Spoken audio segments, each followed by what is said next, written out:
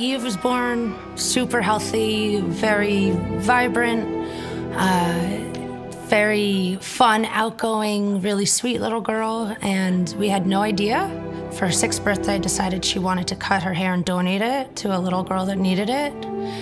And then a couple of weeks later, she was that little girl that needed it.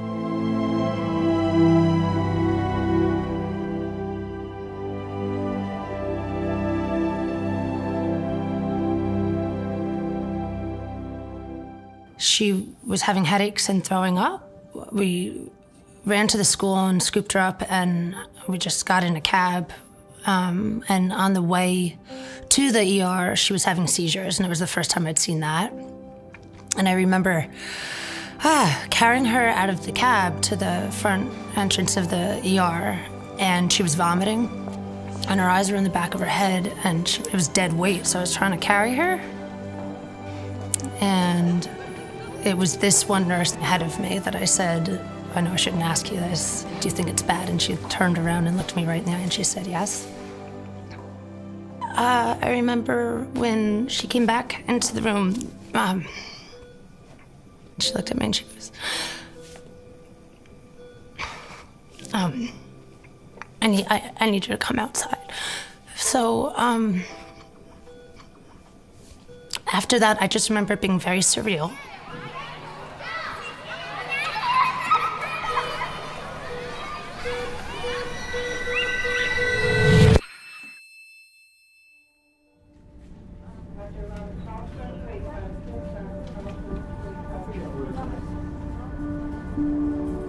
They said it was a brain tumor. It looked pretty advanced. And then they had a neurologist come in, and he said, I'm going to tell you the only advice I have. Do not think about tomorrow, and do not think about next week, and do not think about a month from now. Right now, think in the moment, every moment, and only do that. The tumor itself was placed very close to the brainstem, which at that point in time, I didn't realize that that's not treatable. And somewhere midway during the surgery, I remember one of the fellows that was in the room operating came up to me and he goes, normally I don't think I'm supposed to do this, but I just wanted to tell you it's not exactly on the brainstem. And he was like jumping up and down, and I didn't even realize just how critical that was.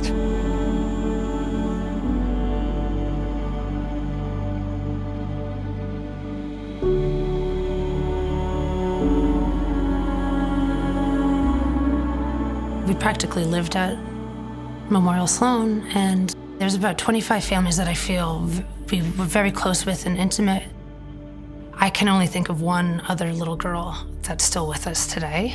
I feel like none of them should have had to experience this in vain as well, but it gave us perspective too on what to be grateful for with Eve's recovery.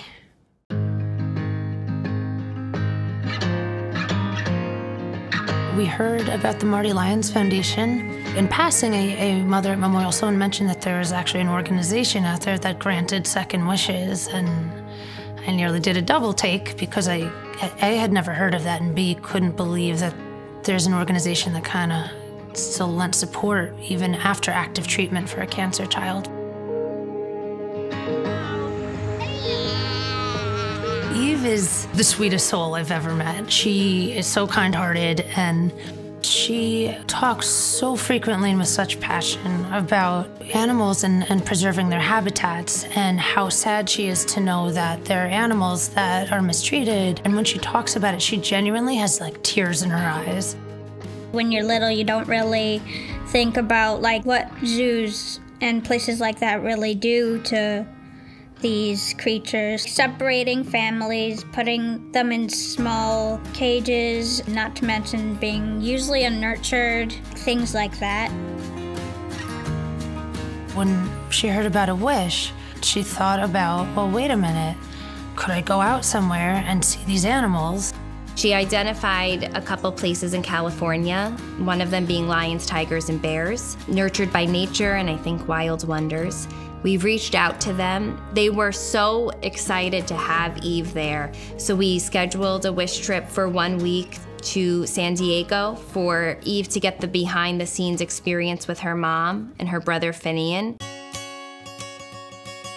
We got little wild animal suitcase covers and she had it all packed and organized like days in advance, and just the best memories of the actual takeoff of the flight. She was literally shaking and laughing, and it was just sheer excitement. We got off the plane. We couldn't believe we were there. It was beautiful, and went to the shore, and it was gorgeous. Incredible tide pools with sea urchins, and the kids went and explored in there. And then immediately we went to this child beach. Kids were giggling and swimming, and then there's seals swimming in and out. Drove up to the gate that says lions, tigers, and bears, and it was so exciting. And we went down the drive and entered the parking lot where Michelle, who had helped orchestrate with the Marty Lyons Foundation, our experience was waiting in the parking lot, jumping up and down because she was so excited. Surprisingly, most of the animals in all three places were very social. Like, she came right up to inspect what was happening.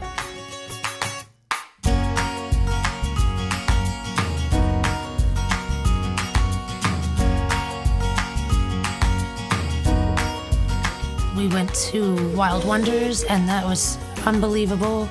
Eve was the happiest I've ever seen her. It was just magical for her.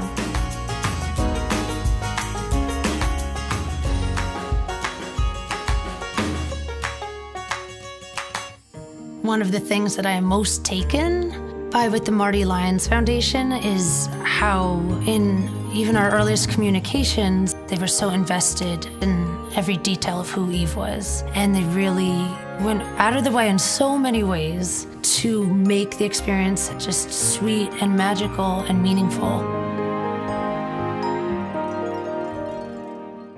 When people care and donate to a cause like Marty Lyons, it's immeasurable how much it can impact a family, emotionally, psychologically. Such beautiful things that will continue on. We're so grateful. I'm extremely grateful for what they do. It makes me feel very special, very happy. What's your purpose in life? Is your purpose in life to live in the big house and drive the nice car? No. Your purpose in this life is to make it a little bit better for those that follow. A winner in the game of life is the person that gives of themselves so others can grow. And if you want to change the world and you financially can do it, do it.